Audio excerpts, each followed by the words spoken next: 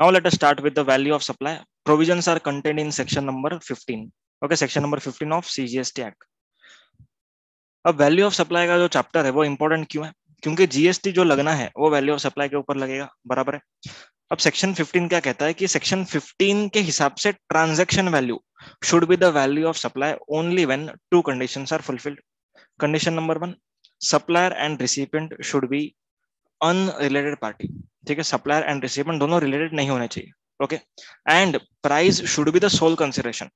Okay, मतलब barter में कुछ नहीं मिलना चाहिए आपको। मैंने लेक्चर दिया, आपने मुझे वॉच दिया, शर्ट पैंट दिया, नहीं, ऐसा कुछ नहीं। Okay, so supplier and recipient should be unrelated and price should be the sole consideration.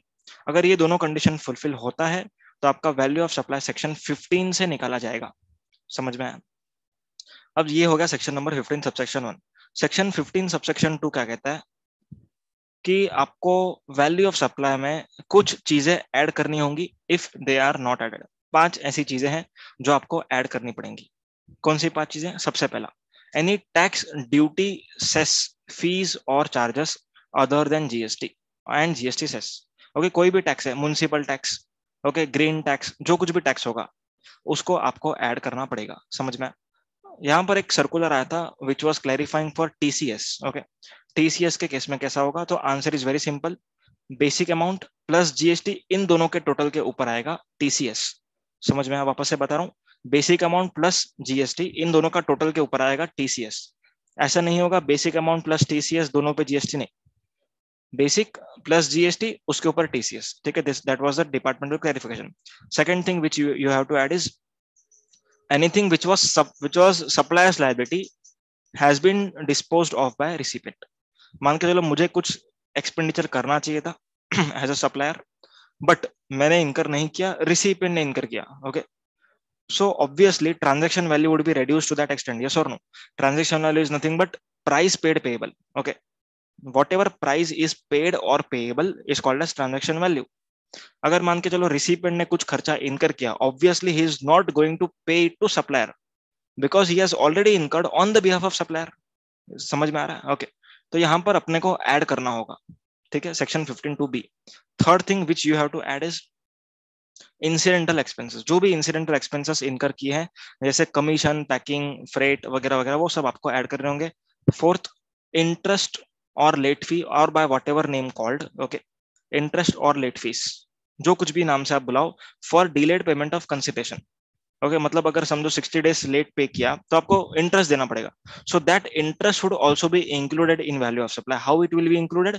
Bye way of debit note. समझ में आया? Then last one, that is subsidies which are directly link to price other than CGSG. मतलब CGSG का subsidy होगा तो add नहीं करना है, एनजीओ वगैरह का सब्सिडी होगा तो ऐड करना है। ओके, तो मुझे बताओ 5 चीजें कौन सी ऐड करनी है। सबसे पहली, taxes, duty, cess, fees other than GST. इसमें टीसीएस किसके ऊपर लगेगा? Total, that is taxable plus GST के ऊपर टीसीएस लगेगा। Second thing, any amount paid by recipient on behalf of supplier. Third one, incidental expenses. Fourth one, interest on late fees. Interest on delayed payment of consideration. Fifth one, subsidies other than CGSG subsidies, which are directly linked to price. समझ में आया? So capital subsidy is not to be included. Okay, capital subsidy is not linked to price. Next, अब बात करते हैं अपन OEM की, that is original equipment manufacturer की। Okay, so what OEM does? OEM क्या करता है? OEM कंपोनेंट मैन्युफैक्चरर को मोल्ड्स एंड डाइस देता है। तो सवाल ये उठता है कि ये डाइस एंड मोल्ड्स जो दे रहा है वो अंडर अ कॉन्ट्रैक्ट दे रहा है क्या? कॉन्ट्रैक्ट मतलब कॉन्ट्रैक्ट में लिखा है कि OEM has to provide moulds and dies to the component manufacturer. Okay, अगर ऐसा कॉन्ट्रैक्ट है देन इन दैट केस जो मोल्ड्स एंड डाइस दिए गए हैं दीज आर नॉट सप्लाईज, और ना ही इसके ऊपर आईटीसी का रिवर्सल करना है।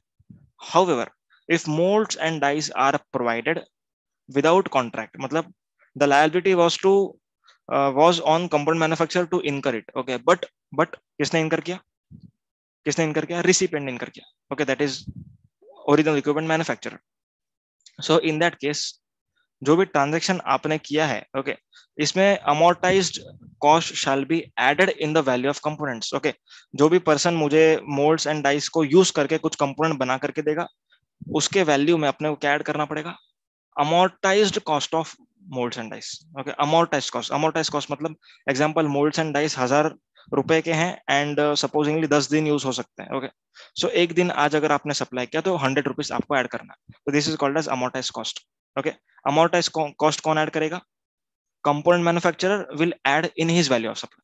And what OEM would do? OEM has to reverse ITC. Okay, OEM को ITC रिवर्स करना पड़ेगा एंड कंपोनेंट मैन्युफैक्चरर GST जो अमोर्टाइज कॉस्ट पे लगाएगा उसका ITC मिलेगा, समझा? So OEM will reverse the ITC and component manufacturer will add in his cost. Is that clear? Okay, so here we complete with section 15 subsection 2. Now coming to section 15 subsection 3. This calls for certain exclusions. Okay, pre-supply discount. जब supply हो रहा है, that is at the time और before time of supply, जो भी discount दिया जाता है उसको अपन कहते हैं pre supply discount. Okay, so pre supply discount can be reduce from value of supply provided it is recorded in invoice. Okay, वो इनवॉइस पे दिखना चाहिए। पोस्ट सप्लाई डिस्काउंट की हम अगर बात करें तो post supply discount value of supply से कब माइनस होगा? जब 3 कंडीशन फुलफिल होगा। सबसे पहला condition, discount should be established in terms of contract. Okay, मतलब कॉन्ट्रैक्ट में लिखा होना चाहिए आपको डिस्काउंट मिलने वाला है। Okay, next, specifically link to invoice.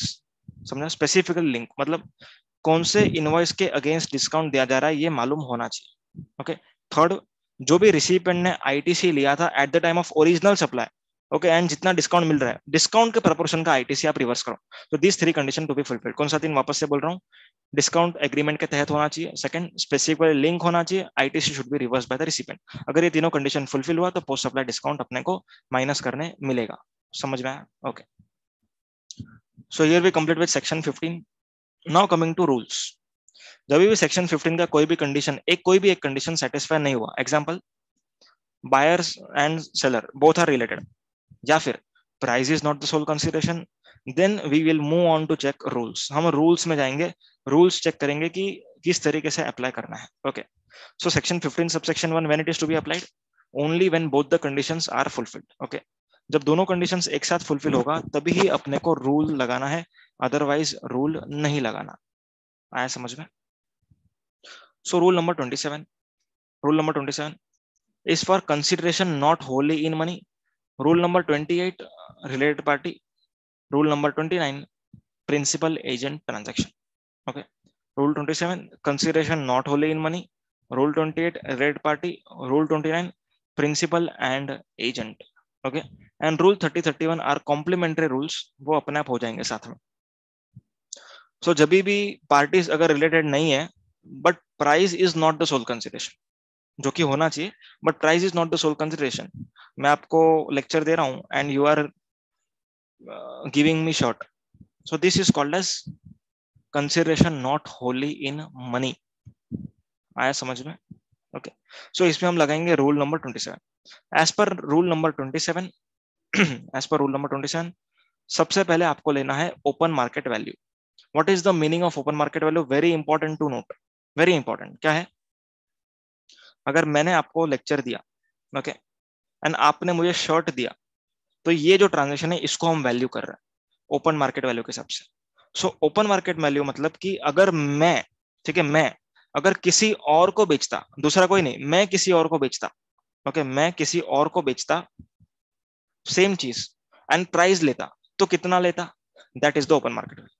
You do not have to compare with other suppliers price. Open market value मतलब कि जो ओरिजिनल सप्लायर है उसी को आपको रखना है, एंड अगर अनरिलेटेड बायर को दिया where price is sole consideration, that price you have to take as open market value. Okay, जो दूसरे सप्लायर का प्राइस है that is called as value of like kind and quality which we will see later. Okay, तो अगर ये है तो ये ले लो। For example, if I am not supplying this services to anyone, तो open market value fail. If open market value fail, हम क्या लेंगे? कंसीडरेशन इन money plus non monetary consideration. मतलब समझो ये लेक्चर का आपने 200 रुपया दिया है, ओके, मान के चलो आप 50 रुपीज मुझे देते हो एंड एक शर्ट देते हो, तो 50 रुपीज प्लस जो शर्ट का वैल्यू है वो हम लेंगे यहाँ पर। अगर शर्ट का वैल्यू मालूम ही नहीं, okay, it is a antique shirt, मालूम ही नहीं, so second also failed. So we will move on to third. Third क्या बोलता है? Value of like kind and quality. अगर मेरे जैसा कोई दूसरा प्रोफेसर ये लेक्चर देता तो कितने में देता? That would be the value of supply for this lecture. Okay, और अगर ये भी नहीं है, अगर ये भी नहीं है, then consideration in money plus non monetary consideration as per rule 3031। मतलब आपने मुझे 50 रुपए दिया एंड शर्ट दिया, ओके, एंड शर्ट का वैल्यू आपको नहीं मालूम, ओके, तो हम लोग ने क्या किया, यहाँ से हट गए। बाकी समझते कि कोई प्रोफेसर ऐसा सिखाता ही नहीं है, ओके, मतलब ऐसा जो 20 घंटे में जीएसटी करना है वो कोई सिखाता ही नहीं है, तो ये भी नॉट एप्लीकेबल। तो अब क्या करेंगे अपन, फोर्थ पॉइंट पाएंगे। फोर्थ पॉइंट क्या बोलता है, सुनो, कंसिडरेशन इन मनी, मतलब जो 50 रुपया आपसे आ रहा है वो प्लस जो टी शर्ट है, ध्यान से सुनना, जो टी शर्ट आप मेरे को दे रहे हो उसको रूल 30-31 लगाना है। What is rule 30-31? Rule 30 is T shirt का कॉस्ट प्लस 10%, और रूल 31 सेज दैट जो करना है वो करो बट रीजनेबल मीन्स रखना, okay. So 50 rupees plus cost of T shirt plus 10%, this would be the value of supply of my lectures to you. समझ में आया? So here we complete with rule number 27। Rule number 28, related party transaction और distinct person transaction, okay. तो यहाँ पर भी same है, open market value लेंगे, ओके। अगर ओपन मार्केट वैल्यू नहीं है तो consideration in money plus non monetary consideration नहीं लेंगे, नहीं लेंगे। क्यों नहीं लेंगे? क्योंकि हम रिलेटेड पार्टी है, हम तो झोल झपाटा करेंगे ही, ओके। सो हमको consideration money and non monetary consideration पर कोई भरोसा नहीं है, तो नॉन मॉनेटरी कंसिडरेशन हटा दो इधर से। Then like kind and quality, okay. अगर दूसरा कोई पर्सन दूसरे किसी को बेच रहा है तो कितना प्राइस पे बेच रहा होगा वो ले लो, लाइक काइंड एंड क्वालिटी। अगर वो भी नहीं, ओके, ये वाला तो एप्लीकेबल नहीं है, देखिए इसको कट किया हुआ है यहाँ पर। अगर इस तरीके से आपको नहीं आ रहा है तो आप क्या करोगे, रूल 30-31। रूल 30 क्या बोलता है, जो भी मैं आपको बेच रहा था, ओके, उसका कॉस्ट क्या है, उस कॉस्ट का कॉस्ट प्लस 10%। समझ में? Cost plus 10%। For example I am supplying you goods, so ये गुड्स का कॉस्ट क्या होगा, plus 10% is the value of supply, okay. Rule 30 अगर एप्लीकेबल नहीं हो पा रहा है, मेरे को कॉस्ट नहीं समझ में आ रहा है, सो रूल 31, ओके। रूल 31 क्या बोलता है, रीजनेबल मीन्स। अब रूल 31 डायरेक्टली अगर कोई सर्विस प्रोवाइडर है तो डायरेक्टली रूल 31 में शिफ्ट हो सकता है, okay. Without applying rule 30 and 31 in sequence, service provider can shift directly to rule number 31, okay. Rule 28 वापस से बता रहा हूँ, ओपन मार्केट वैल्यू नहीं है तो लाइक काइंड एंड क्वालिटी, वो भी नहीं है तो rule 30 and 31 of outward supplies. समझ में? अभी यहाँ पर दो प्रोवाइजोस हैं, वो प्रोवाइजो क्या बोलते हैं सुनो। रूल 28 के लिए दोनों प्रोवाइजो एप्लीकेबल है, ओके। रूल 28 के लिए प्रोवाइजो क्या बोलता है, अगर रिसिपिएंट को इस परचेस पर फुल आईटीसी अगर मिल रहा है, ओके, अपने परचेस पर फुल आईटीसी अगर मिल रहा है रिसिपिएंट को, then in that case supplier जो भी वैल्यू दिखाएगा, any value, it would be value of supply. समझा? क्यों? क्योंकि मैं सेल करूंगा, जीएसटी पे करूंगा, रिसिपिएंट आईटीसी लेगा, उससे अच्छा मैं कम वैल्यू दिखाऊं, एनी वैल्यू, आप भी कम जीएसटी का आईटीसी लो, तो बात एक ही हो गई, okay. So if recipient is eligible for full ITC, any value declared by supplier would be the value of supply.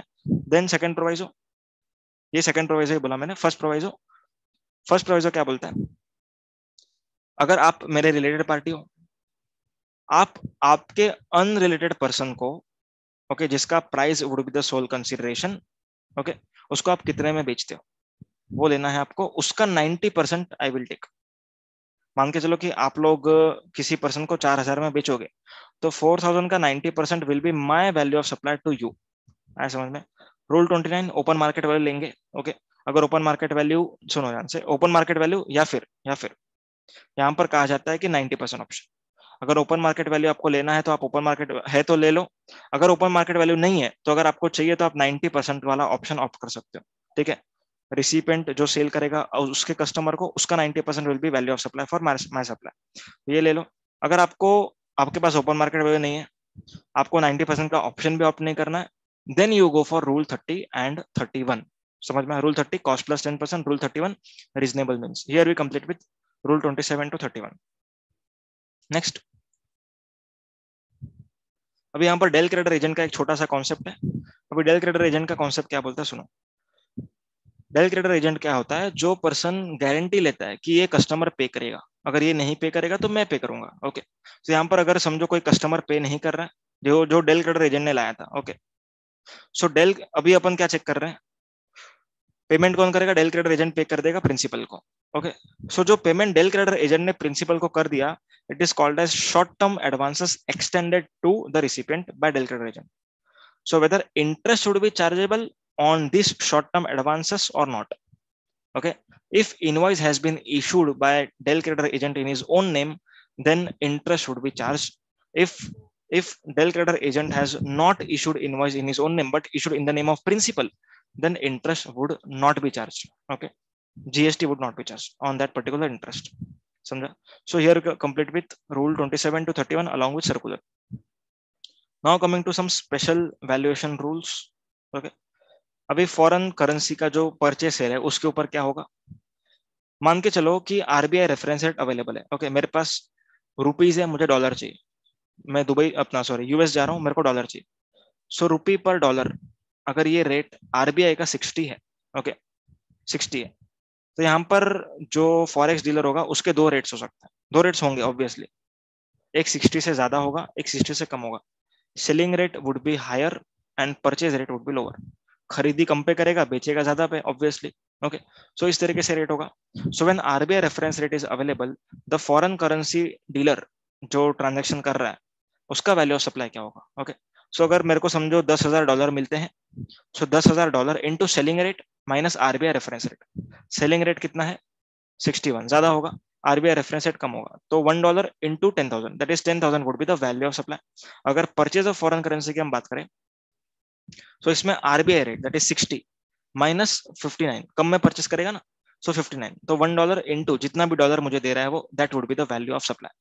Sir यहाँ पर परचेज ऑफ फॉरेन करेंसी पे भी टैक्स लगेगा? Answer is purchase of foreign currency is nothing but services provided. Okay, आपने foreign currency खरीदा मतलब आपने service दिया है, तो इसके लिए उसके ऊपर टैक्स लग रहा है. और अगर आरबीआई रेफरेंस रेट अवेलेबल नहीं है, तो जो भी gross amount exchange in Indian rupees है उसका 1% आपको लेना है as a value of supply. And if currencies are not exchange in Indian rupees, okay, तो क्या करेंगे आप लोग? तो यहाँ पर जो भी फॉरेन करेंसी आपने बेचा है, that is foreign exchange dealer ने बेचा है, उसको आरबीआई रेफरेंस रेट से मल्टीप्लाई करो. ओके, और यहाँ पर फॉरेन करेंसी जो खरीदा है उसको मल्टीप्लाई करो. ओके, एंड देन उसका विच एवर इज लोअर ले लो एंड उसका 1%. ओके, मतलब यूएसडी डायरेक्टली यूरो में कन्वर्ट हो रहा है. यूरो नहीं, ये क्या बोलते हैं इसको? हाँ, यूरो ही बोलते हैं. ओके, सो जितना आप लोग सेल कर रहे हो उतना dollars into RBI reference rate for dollar. Euro जितना आपको मिल रहा है वो into RBI reference rate of euro which ever is lower का 1% will be the value of supply. Done. Next, अभी जो मनी चेंजर होता है, ठीक है, जो फॉरेन करेंसी वाला पर्सन, उसके पास और एक ऑप्शन है. ठीक है, ऑप्शन क्या है सुनो.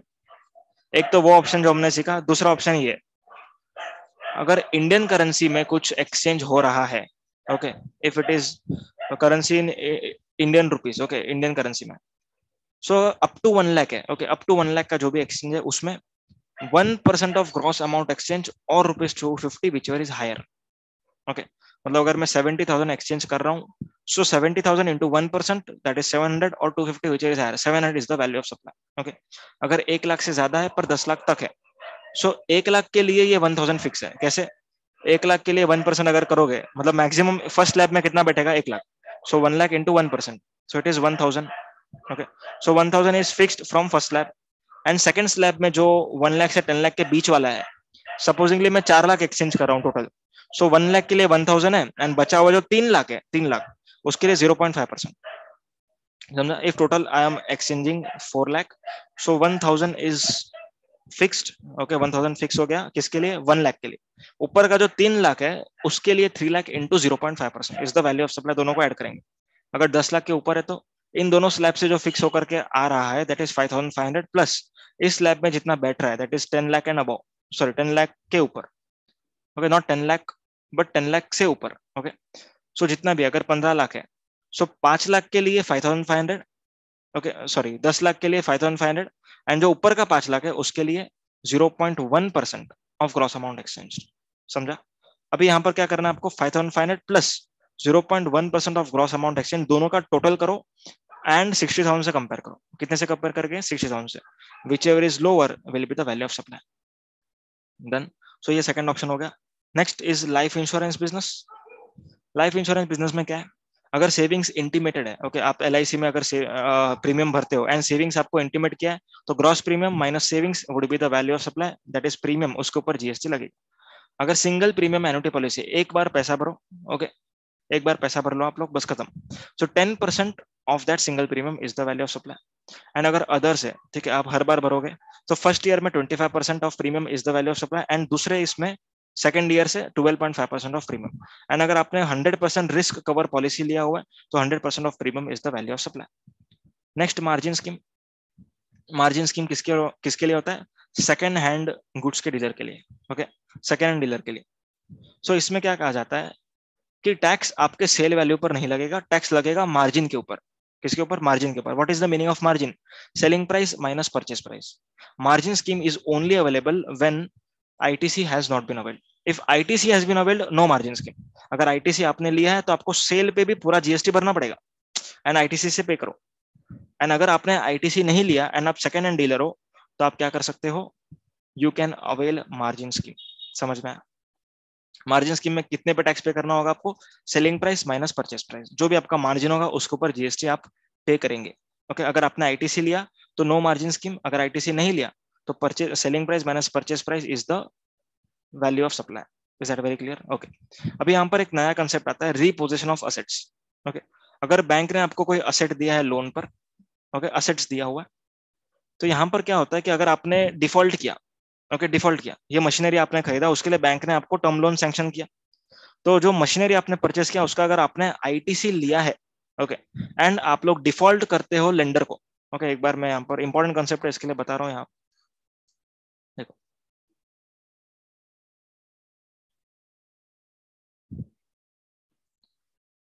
बैंक ने आपको क्या दिया है? असेट्स के लिए टर्म लोन दिया। ओके, एसेट्स के लिए टर्म लोन दिया, आप लोग को रीपेमेंट करना होता है इंटरेस्ट प्लस प्रिंसिपल। ओके, मान के चलो आप लोगों ने डिफॉल्ट किया, आप लोगों ने डिफॉल्ट किया, तो यहाँ पर बैंक क्या करेगा? जो भी असेट्स आपके पास हैं वो पूरे रिपोजेस करेगा एंड उसको बेच देगा।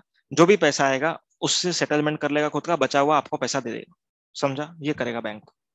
अभी डिफॉल्टिंग बोरोवर ने अगर इस मशीन के परचेस पर आईटीसी लिया है, ओके, तो यहाँ पर जो भी मशीनरी जा रही है बैंक को, उसके लिए इस डिफॉल्टिंग बोरोवर को इनवॉइस बनाना पड़ेगा। ओके, बैंक उस इनवॉइस का आईटीसी लेगा एंड बैंक जब सेल करेगा तो GST output minus GST input, net GST bank पे करेगा। हाउएवर अगर डिफॉल्टिंग बोरोवर अनरजिस्टर्ड था, okay, so in that case bank के लिए margin is important. Okay, bank के लिए selling price minus purchase price, इसके ऊपर जीएसटी पे करेगा बैंक। ओके, सेलिंग प्राइस क्या होगा? जो भी उसको बेचने के बाद मिला। परचेस प्राइस क्या होगा? डिफॉल्टिंग बोरोवर का purchase price minus 5% per quarter from date of purchase till the date of disposal. Date of purchase till the date of disposal. Okay, इसके परचेज डेट से लेके इसके डिस्पोजल तक का 5% आप माइनस करो पर क्वार्टर के हिसाब से, that will be your purchase price. So selling price minus purchase price, जो भी आंसर होगा that would B margin for the purpose of banker, and banker को इसके ऊपर जीएसटी पे करना पड़ेगा। समझ में आया? तो यहाँ पर इंपॉर्टेंट पॉइंट क्या था? If defaulting borrower is unregistered, how we will determine purchase price? It will be purchase price for defaulting borrower minus 5% per quarter or part thereof from defaulting borrower's purchase till the date of disposal। इतना minus करो, purchase price net मिलेगा, उस purchase price को selling price से minus करो, आ जाएगा margin. Okay, and if in any cases if margin is negative we have to ignore it. Done. तो यहाँ पर अपना मार्जिन स्कीम खत्म हो गया। Then lottery betting gambling.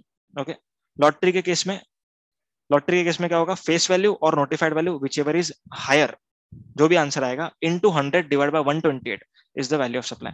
And in case of betting gambling और horse racing 100% of face value of bet which is paid into totalizator is called as value of supply. समझ में? प्योर एजेंट की हम बात करते हैं। प्योर एजेंट का क्या कंसेप्ट है वो समझा देता हूँ। प्योर एजेंट मतलब क्या? अब मैं सप्लायर हूँ, बराबर है, अभी कुछ कॉस्ट रिसिपेंट ने इनकर करना चाहिए था पर सप्लायर ने इनकर किया। ओके, तो सप्लायर जब अपना वैल्यू ऑफ सप्लाई चार्ज करेगा तो उसमें इसका रीइंबर्समेंट भी क्लेम करेगा। ओके, सो क्या इस रीइंबर्समेंट के ऊपर भी जीएसटी लगेगा या नहीं लगेगा? If it satisfies all the conditions of pure agent, reimburse would be out of purview of GST. अगर रीइंबर्समेंट का जो भी आपका क्लेम है it is not satisfying the pure agent criteria, then it will be taxable. Okay, अब उसके लिए pure agent होना चाहिए आपको and expenditure would satisfy this condition. Okay, pure agent मतलब क्या? Enters into contractual agreement with the recipient to incur such cost. Okay, recipient से मैंने contract किया कि भाई मैं ये cost incur करूंगा। Okay, next, neither intends to hold title. Okay, मतलब मेरे को title hold नहीं करना, ये आप ही का है, recipient का ही है, मेरा कुछ नहीं इसमें। Then does not use for his own interest, खुद के लिए नहीं है ये, it is not for me. Okay, मेरे खुद के personal benefit के लिए नहीं है। Next, receives actual amount of reimbursement, जितना मैंने इनकर किया उतना ही मैं रिसिपेंट से चार्ज करूंगा। सो अगर ये 4 कंडीशन फुलफिल हुआ तो मैं प्योर एजेंट माना जाऊंगा। And I have to further satisfy 3 condition. कौन सी 3 कंडीशन? जो भी मैंने इनकर किया है I have to incur under authorisation, मतलब मेरे को परमिशन होना चाहिए रिसिपिएंट से वो कॉस्ट इनकर करने के लिए, एंड जो कॉस्ट मैंने इनकर किया अलग से मेरे को दिखाना पड़ेगा, एंड ये कॉस्ट जो इनकर हुआ it should be in addition to my service. Okay, मेरे सर्विसेज से कॉम्प्लीमेंट्री नहीं होना चाहिए, मेरे सर्विसेज से इन एडिशन होना चाहिए। अगर ऐसा है तो जो भी प्योर एजेंट का सर्विसेज का एक्सपेंडिचर होगा it would be excluded from value of supply. समझ में आया? लास्ट दो छोटे प्रोविजंस बचे हुए हैं। रेट ऑफ एक्सचेंज, ठीक है, रेट ऑफ एक्सचेंज क्या लेंगे? इंपोर्ट ऑफ गुड्स के लिए अपन कस्टम्स में देखेंगे, इंपोर्ट ऑफ सर्विस के लिए generally accepted accounting principle, rule number 34। Price cum tax, अगर सप्लायर जीएसटी चार्ज करना भूल गया है तो जितना भी उसको पैसा मिला it would be considered as price cum tax, उस पर आप लोगों को क्या करना होगा? Divide by 100 plus rate of tax. Okay, जो भी आंसर आपको आएगा that would be the value of supply. Here we complete with value of supply.